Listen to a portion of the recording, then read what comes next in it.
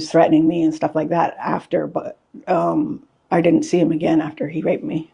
He wouldn't take no for an answer, so he overpowered me, put me to my knees, put his penis in my mouth.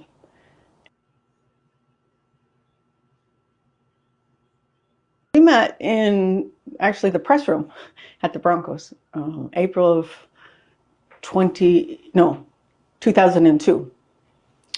And but we didn't start talking until we met up at a club at Blue 67 in Denver. I don't know if anyone is listening from Denver, but yeah, we were at a club at the same time. We didn't go together. We just happened to both be there. And so he started talking to me, and he started pursuing me pretty heavily from then on. I resisted for a while because, you know, I was a reporter, and I didn't want to mix the two.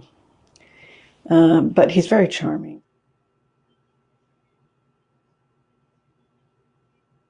And we dated until the 2010 incident. And then it came to abrupt end because I wanted, you know, we were arguing and he was threatening me and stuff like that after, but I didn't see him again after he raped me. What led up to that fight, that 2010 fight that you guys, I know that the argument ensued first before he allegedly raped you? The argument was about the fact that he had removed one girl from his house and put another girl in his house and didn't tell me.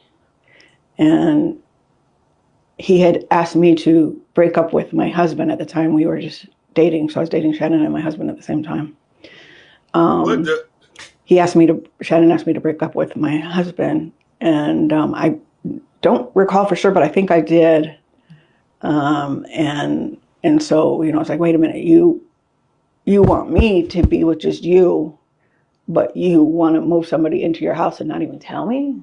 So that's what it stemmed from.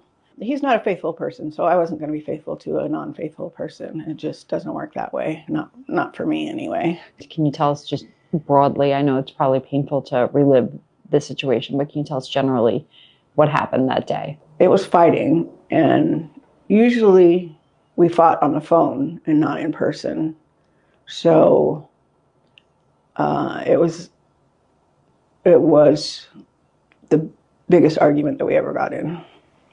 And he was controlling, he was domineering, he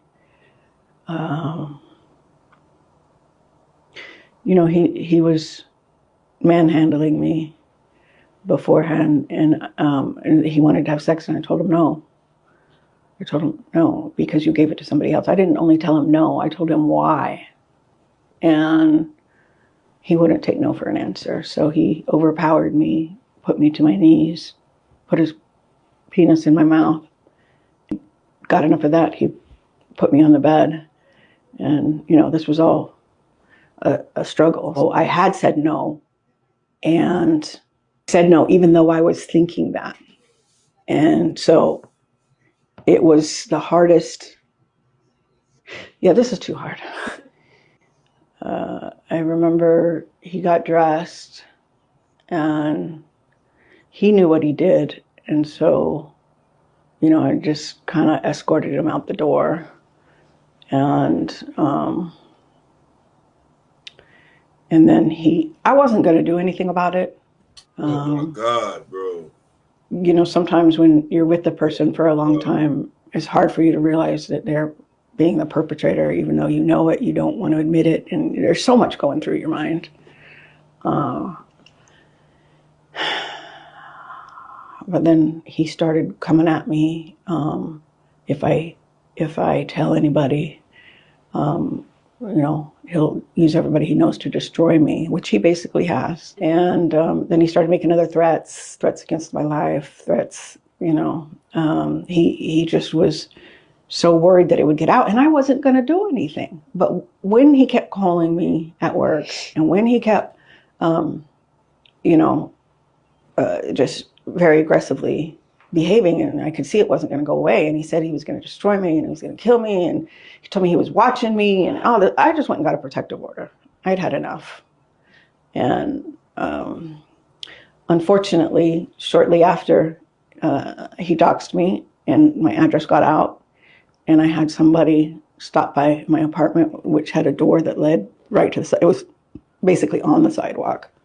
And somebody came up to my door and said, "Shut up," screamed it at the top of their lungs. And I had my daughter in there right there. And I was like, oh, no, no, no, no, no, no, no.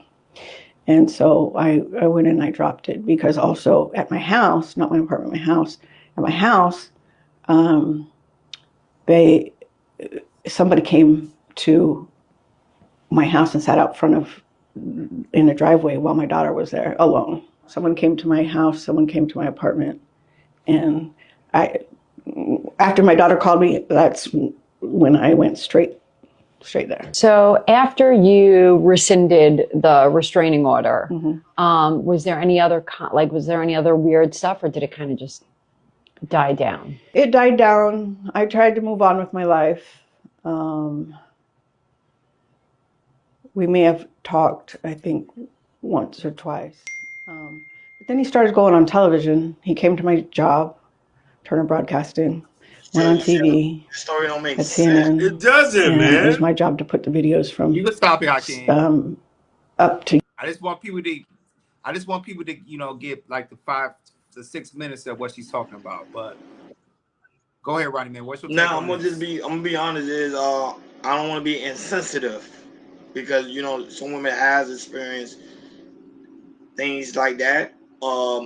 It does happen, and not being of course, it's not being reported. There's some women are afraid to speak about it, but in her case, because of Shannon's lifestyle, and because what he's dealing with right now with the other women allegation claiming him of rape, it's hard for me to be like, you know, he live a sexual lifestyle with his BDSM, where they're doing like certain things and the woman getting pleasure out of it.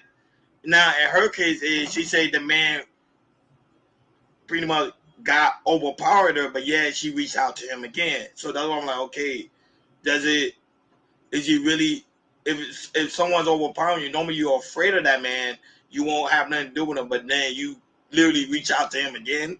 It doesn't make sense to me. I came in Jordan. I'm trying to find the sense of it, but I don't know if she's capping, or she trying to, or this is a money grab and trying to take him down. Right. Go right ahead, Hakeem. Your thoughts, brother.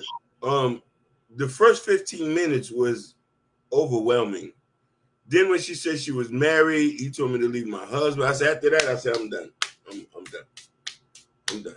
I'm done. Like, this is completely a shakedown.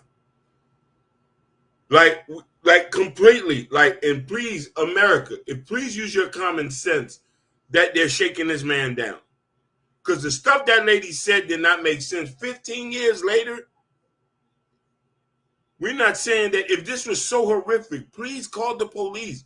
I wanted him to be locked up 15 years ago. You was like this. I think sometimes it's hard for great victims to come out. They're afraid for their life. But out of all of a sudden, 1 case, 2 case, 3 case, 4. You do have a point there. And the thing is, Hakeem, you took the words out of my mouth. You know, we to hear the first six minutes of it, we didn't hear her of saying, "Hey, I tried to attempt to call the police. I tried to call the police." I ain't hear none of that too. And also, he was still married to your husband every day. If he was doing this stuff, why didn't you go to your husband about it? Even though you might have been, you've been, sleeping around, with Shannon, you're doing infidelity. The still thing is, it's like, why are you still in a situation that if you did all those things and everything, why you couldn't leave? He was still married. Man, it's just. Yeah, man, I just hate this for Shannon right now. Once that one chick put out the lawsuit, it's gonna be a lot of people in Shannon's past relationship that that's gonna be digging. But I'll tell you this, people. I'm gonna tell you this. Shannon got 3 kids, all black. You don't hear the baby mamas, and baby mamas saying something like this. Where the baby mamas at? They're not saying anything. And that's what I'm going to say. Oh, and all his kids are black. They came from a black woman. So, it's hard for me to believe this.